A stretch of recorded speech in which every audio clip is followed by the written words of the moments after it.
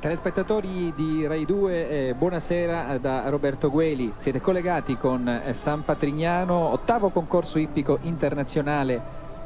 Un appuntamento ormai consolidato, un appuntamento importante per gli appassionati. Vi proporremo le fasi conclusive del piccolo Gran Premio, categoria mista. Ci sarà da seguire una prova veramente importante. Accanto a noi per commentare un po' questi giorni che seguiremo insieme su Rai 2, su Rai 3 e in diretta su Rai Sport Satellite, Giacomo Muccioli, presidente del concorso di San Patrignano. Buonasera. Buonasera.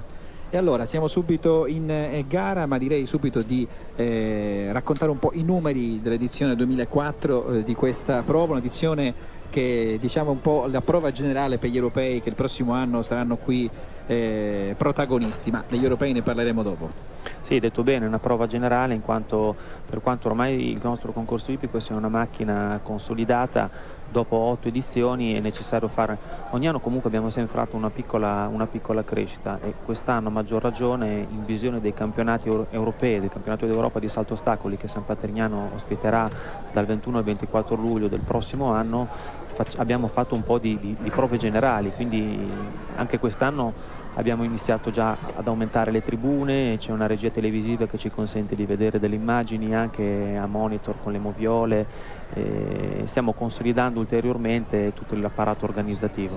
Premio Tamoil, piccolo Gran Premio con l'esterna di Rai Sport guidata da Anna Cristina Giustiniani. Stiamo vedendo la prova di Alessia Marioni con Ascol Peter Pan, ovviamente colori azzurri in primo piano, dunque seguiamo la sua prova. Vi ricordo 35 binomi al via, seguiremo gli ultimi 6-7 prima del barrage che è sempre un momento appassionante per chi segue gli sport equestri, e intanto c'è la conclusione buona alla prova di Alessia Marioni. Sono 4 le penalità per lei e certamente non è in classifica per il barrage. 86 e qualcosa il suo tempo. Intanto rivediamo le fasi conclusive della sua prova. Ora è il turno di Jaime Piedro Guerra, Messico.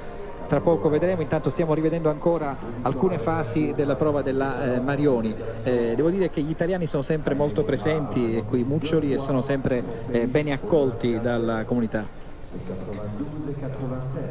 Certo sì, per noi è sicuramente una verifica importante. Per noi queste manifestazioni sono qualcosa di più di un concorso ippico, per noi sono un po' una vetrina e sono anche un'occasione per fare conoscere e visitare la comunità a chi non l'ha mai vista, ci si avvicina attraverso lo sport e proprio anche attraverso lo sport e questo messaggio che noi uniamo al nostro concorso ippico si riescono a superare difficoltà e problemi come la tossicodipendenza, quindi sport ai massimi livelli, ma anche questo forte messaggio proprio a testimoniare come la macchina organizzativa di San Patrignano sia interamente gestita dai ragazzi. Categoria mista, stiamo seguendo come detto il piccolo Gran Premio, altezza massima 1,50 degli ostacoli. Buona la risposta del pubblico, certamente il momento clou sarà il Gran Premio, l'ultima giornata qui a San Patrignano del Challenger Vincenzo Muccioli. Intanto stiamo seguendo il messicano Pietro Guerra con Royal Beach Cupid, campionato d'Europa nel 2005 che è stato assegnato un po' un grande piccolo traguardo per questa comunità, per voi che degli sport questi avete fatto un fiore all'occhiello in questi anni. No, è una bellissima soddisfazione proprio perché, come dicevo, il concorso è interamente organizzato dalla comunità. Mi fa molto piacere che la federazione, non solo italiana, ma anche la federazione equestre internazionale si sia affiancata a noi a questo progetto sportivo, ma anche umano e sociale, intravedendo anche la possibilità di veicolare valori diversi, di allargare quindi il target degli interessati, non solamente degli addetti ai lavori, ma proprio una manifestazione che si rivolge a tutta la società. Tanto stiamo rivedendo alcune fasi della prova del messicano, 4 penalità per lui, 77 e 28, dunque è fuori dal barrage